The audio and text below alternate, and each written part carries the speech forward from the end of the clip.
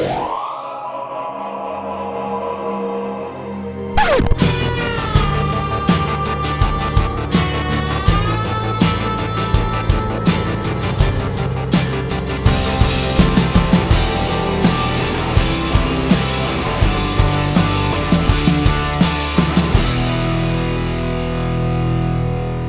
there, welcome out to the shed, and going to have a quick short video really just as a running review of the new Hornby H-Class in the South Eastern and Chatham Railway livery.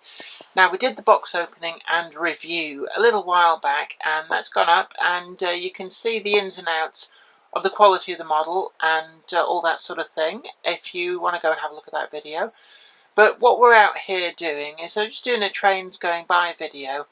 And the idea was to just give you a quick show of how well the Hornby H-Class runs. I've had it running now for a little while, going round, pulling a train, and it does seem alright, but limitations of the 044 chassis mean that I had it on 4 of the Hornby SE&CR teak coaches, and when I put the SE&CR long wheelbase CCT wagon with it, it was noticeably wheel spinning around some of the tighter curves. Took that off and it seemed to cope reasonably well, but certainly what I'm seeing out here in the real world running on the layout is struggling to pull the kind of length of trains that some of the other locomotives are doing. Now, what was interesting was I ran the Hornby M7 as well in the London and South Western Railway livery that I've got over there. And that's also an 044 chassis. And actually what I found was that the design of the chassis on that is such that it runs an awful lot better. And it was noticeably able to pull a slightly longer train, had less wheel slip. But I don't know whether that's because this locomotive's been run in fairly well over the time since I bought it. But certainly, as I've been running the South Eastern and Chatham Railway H-Class, what I can see is it's pretty smooth, so if I give it a bit of power there, we can see that it just glides away. But on the controller, that's at 70% power. That's pretty hungry on the juice. And if I slow it right down, it does keep going, but I'm down there at 40%. And it does crawl along pretty nicely like loco. But it certainly seems to be drawing quite a lot more current than, say, the Hornby M7 does. And I don't know whether that's a quirk of the motor design, but you can see there, it's a little bit of hesitation on the insular frog diamond crossing there, but certainly it's got through all those pretty well.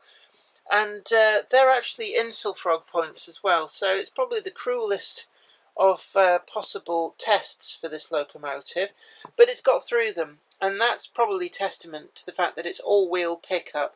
It's only driven off the front 4 wheels, same as the prototype, but it is picking up power from the 4-wheel trailing pony truck as well. But that's exactly the same as Hornby's M7 design, so that's nothing radical for this particular model. But we can see that it's going around. There's quite a tight curve there, very, very almost prototypical radius going on. And let's just see now how well, hesitation through there, but it did make it through, and that's what it's all about. I mean, it's not the best laid track out here, but certainly it's making it through without any great issue. And now underneath the station building, I've got all the lights on so that we can see a little bit better underneath there. It's very difficult to get the camera in. But we've got a double slip, an insular frog crossing, and yeah, it's stalled out. I'm going to give it a bit more power, give it a nudge, and it's struggling there on the double slip. That's a standard Pico double slip, but there are a few locomotives that do have some issues going through that. There's another insular frog crossing there, and it just goes across without any great issues. So let's see it running the other way. And again, very, very smooth pickup. And it really does feel to me like a very, very smooth locomotive. I do like that mechanism. And it remains to be seen, possibly with a lot more running in, whether it deals with some of this track work a lot better, and indeed draws less current doing so.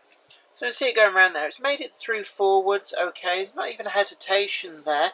So let's see, does it manage through here okay? Yeah, not even a hesitation. So actually, pretty good. Now, oh, it's come off the track there, but actually, yeah, that track isn't really intended for locomotives to be running around it in that direction. So what I'm going to do is I'm going to go back to the Hornby M7. This is the super detail in London and South Western Railway livery, and actually this is a little bit of a faster locomotive, I've noticed, possibly due to the running in, but let's just make sure that's on the track okay.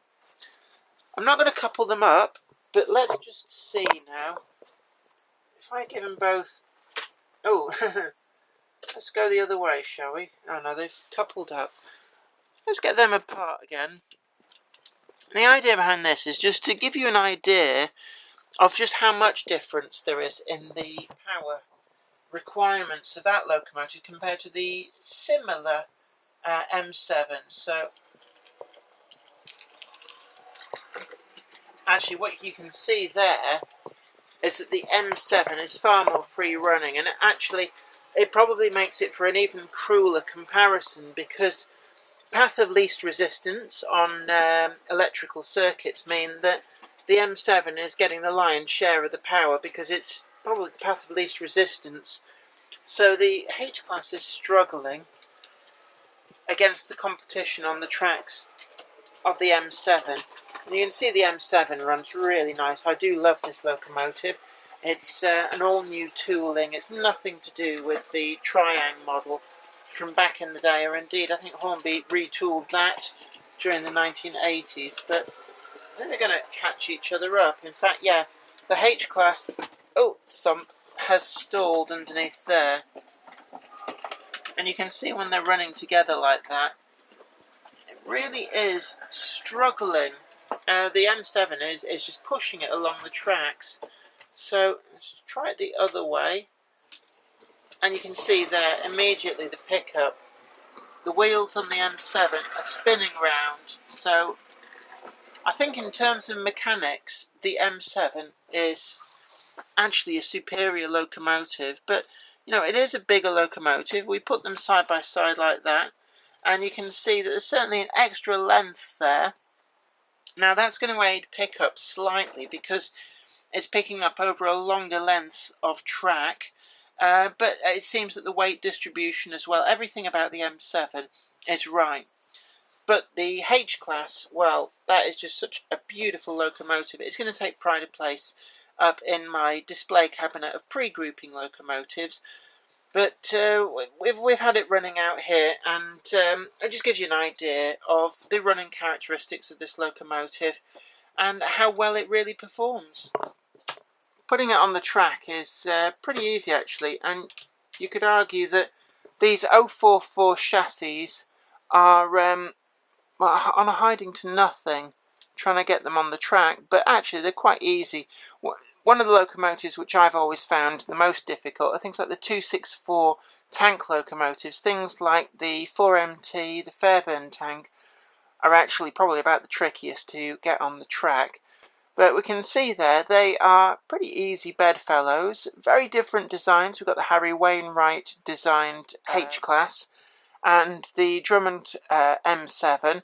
So two different railway companies, two different ways of exploring the solutions to the requirements of the day, and both really beautiful locomotives. Anyway, I hope this short video has been informative to you. Don't forget to like this video, share it too, and also subscribe to the channel if you've not already done so, and you'll be the first to know about new videos as and when they go up. Anyway, you take very good care of yourself, and this is me, Jenny Kirk, saying until next time, possibly under slightly warmer conditions. It's actually freezing out here in the shed. It's one of the reasons that we've not been doing an awful lot of running videos, but I thought I'd open the place up and get it done for something as special as this Hornby H-Class. Really was looking forward to this. I ordered this pretty much the day that it was announced, and I've not been disappointed with it. I'll be all honest with you. It's a lovely locomotive. Anyway, you take very good care of yourself. And until next time, bye for now. Today's video has been brought to you by my books, Bringing Home the Stars, Twinkle Little Star, and also you can get the complete comic collections of All Over the House, Books 1, Books 2, and also the wacky zany Life of Knob T Mouse. Thanks, and catch you later.